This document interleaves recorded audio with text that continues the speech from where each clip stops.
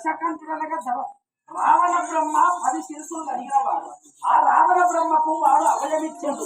తప్పకుండా నిన్ను కాపాడతా, నువ్వు దావకుంటే నేను కాపాడుతున్నా వాడు వాడు అభయం ఎట్లా తీసుకున్నాడు. అయితే ఈ రావణ బ్రహ్మకు మైరావణుడు బాలమయ్య గట్టిగా గట్టిగా వారి బలము తీసుకొని వీడు వచ్చిండా. జరగడా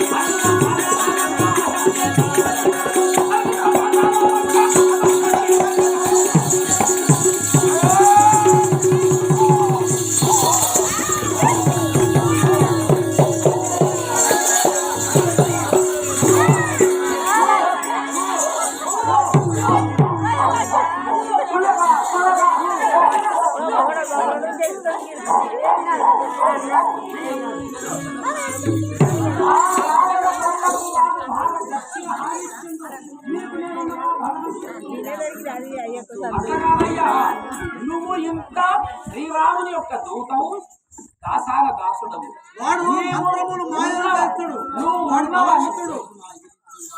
వారికి ఎదురు ఎవ్వడు రాడు.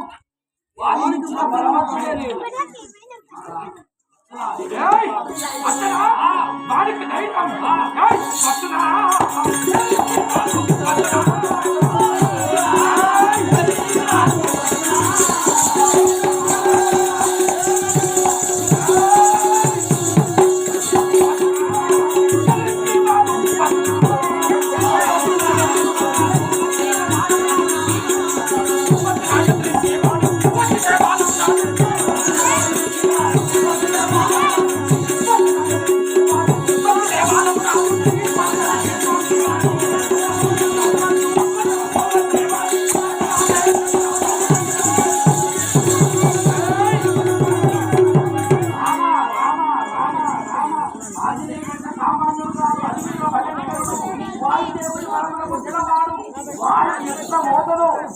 ఎంత స్పీడ్ మీద పోతుందో ఇది అంతకంటే ఎక్కువ పోతుంది.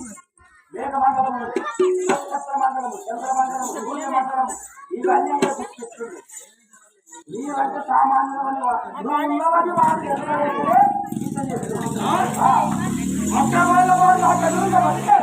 వచ్చినటువంటి నా బాధ శోకతో చుట్టి వారి మత్తరమ్మ బాబుతున్నటువంటి ఆకాశం కింది పడితే బ్రహ్మకట్టం కలిసినాయి. నా ప్రతాపం వారికి తెలియదు. నువ్వు ఉన్నట్టు అని తెలియదయా.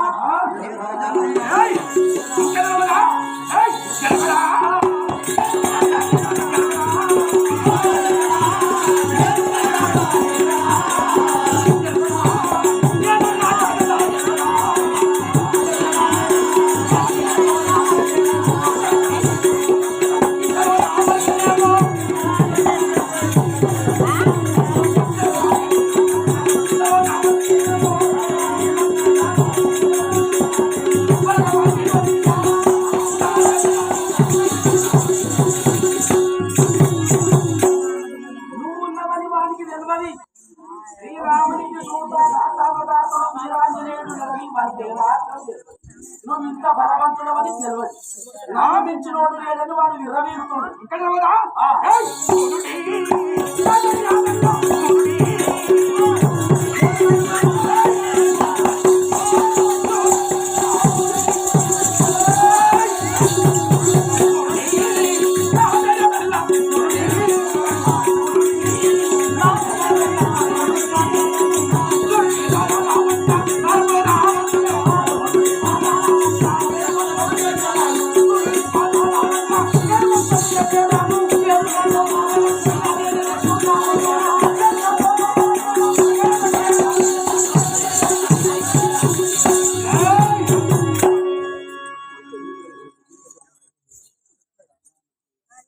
నువ్వు ఉన్నదని వారికి తెలియదు.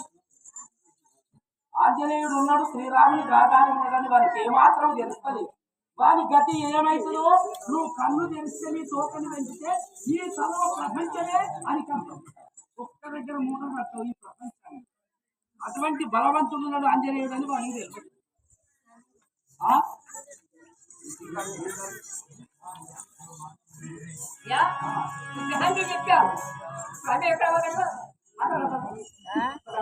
మాయము చేసి మాయల మంత్రాలు చేసి నన్ను మోసగించి శ్రీరాముని ఎత్తుకొని పోయింది. అవును, మరి వాడి పట్టణం ఎక్కడ, వాడు ఉండేటువంటి స్థలం ఎక్కడ? అది మైరావరుని యొక్క పట్టణము ఈ భూమి అతలం, దీని కింద సుతలం, సుతలము కింద కళాతలం, కళాతలం కింద మహాతలము, మహాతలం కింద రసాతలము, రసాతలం కింద పాతాళం. కింద 7 లోకాలు, మీద 7 లోకాలు, నడమ ఈ భూమి ఉన్నది. ఈ భూమి కింద 7 లోకాల కింద ఉన్నది వాడి పాతాళ నగరము. పాతాళ లంక, పాతాళ లంకలో వాడు రాత్రి పగలు కాళికాదేవి పూజ చేస్తాడు. వారికి పిస్తే కాళికాదేవి, కాళికాదేవికి బలి పెడతాడు.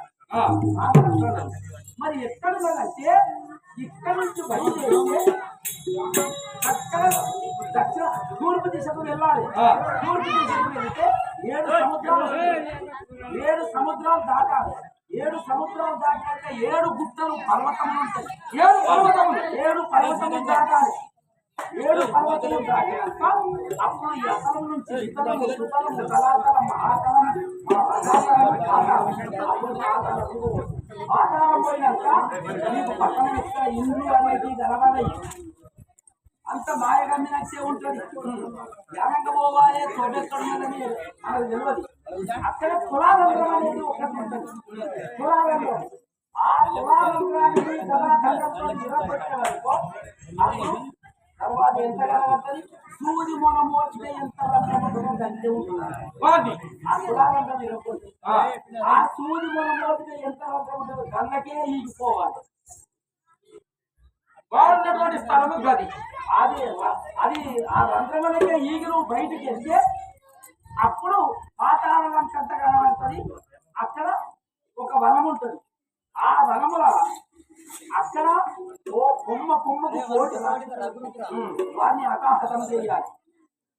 అకాహతం చేసినాక కాళికాదేవి గుడి, కాళికాదేవి గుడి దగ్గరికి పోయి నువ్వు ఏం పతులాడతావో ఏం అడుగుతావో నీకే. సరే, ఆదిశక్తి అమ్మవారు ఆ కాళికాదేవి గుడి దాటితే అప్పుడు వారిని రాజకచ్చి విభీషణ ఇక నువ్వు మనం వెళ్ళి వస్తాను.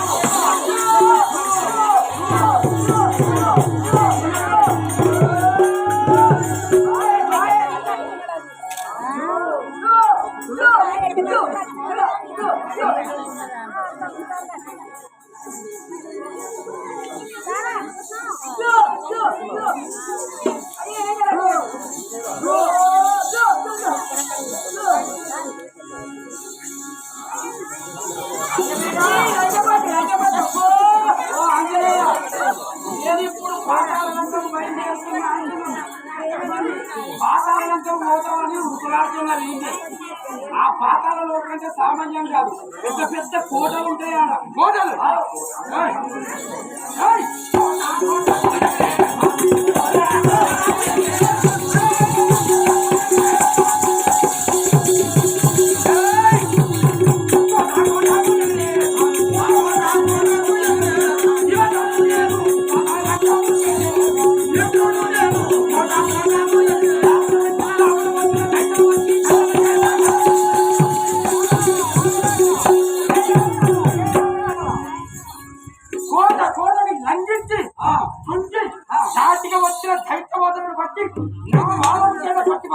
కోటకి ఎదురుతావు, కోటలన్నీ గుప్ప కూడా కొడతావు, ఒక్కటి కూడా ఉంటావు.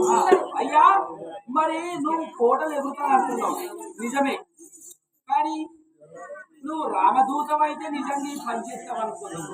నువ్వు రామదూతము రామదూతను కాదా?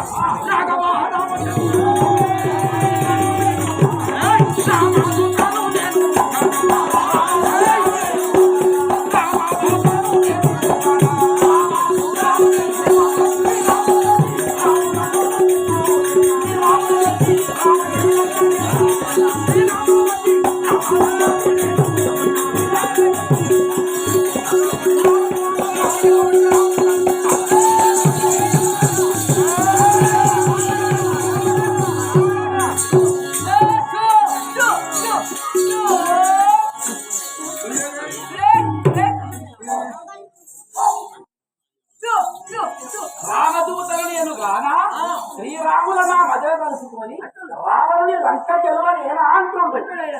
ఆ శ్రీరాముడే నాకు దిక్కు నా మీద నా అంట ఉంటే అటువంటి పాతాలంతా ఎన్ని అయినా పొట్టు చేస్తాను. ఇగో నువ్వు వీళ్ళే దుంపుతున్నావు, అది ఓలేవు పని తప్పదు. అది కాదు